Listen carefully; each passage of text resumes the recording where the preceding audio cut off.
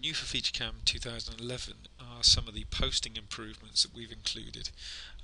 These examples include the Heidenhaim plane Spatial and TCPM, also the Cycle 19 and Cycle 10 combinations for work plane orientation, and we've also included a number of Siemens CYCLEs such as the 800 and TRAORI. On top of this, we've also included some simplification posting cycles, and this is what this example is going to go through, which is the cycle 208 for boring on Heidenhaim controllers. So I've got my part here. I'm just going to drop the toolbox down to run through a quick simulation. So we've generated some features on this part, and what we want to do is create a bore hole on the inside. So let's stop the simulation. I'm going to select this circle here. I'm going to go into my new feature, and depth of 20 is fine. Choose next.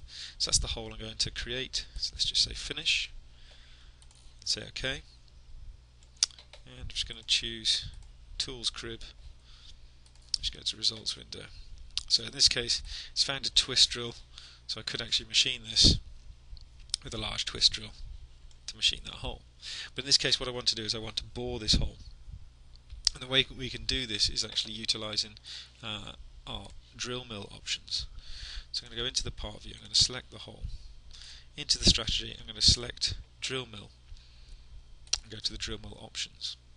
So back into the drill mill options, you can see we have drills for full diameter, so I'm going to turn that off. I'm also going to turn off rough with an end mill and finish with an end mill, and select this option here. It says rough with an end mill to full diameter.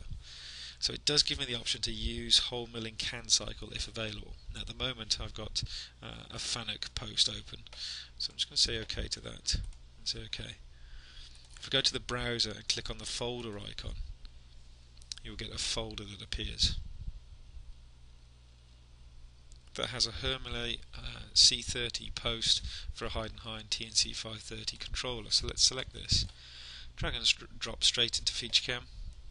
Go back to the part view, click on the hole, go to the strategy drill mill, and you'll now see we have a cycle. In this case it says cycle is 208, so let's select, say OK, apply, and OK.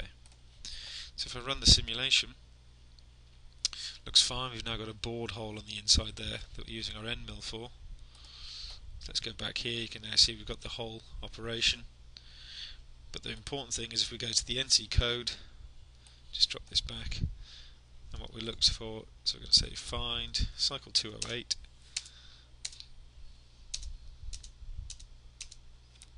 okay, and there's the cycle 208 at the bottom of our program with all the Q parameters that define things such as the setup clearance, depth, plunging depth, and so on.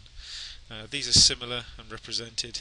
If you go to the browser, you see this image here is taken from the, in this case, TNC 426 controller, but we can see we've got a number of Q parameters, and that's how they're defined inside the NC code. So the main benefit here is obviously we can support the bore milling for the Heidenhaim controller. We're going to get shorter code because we're using these cycles.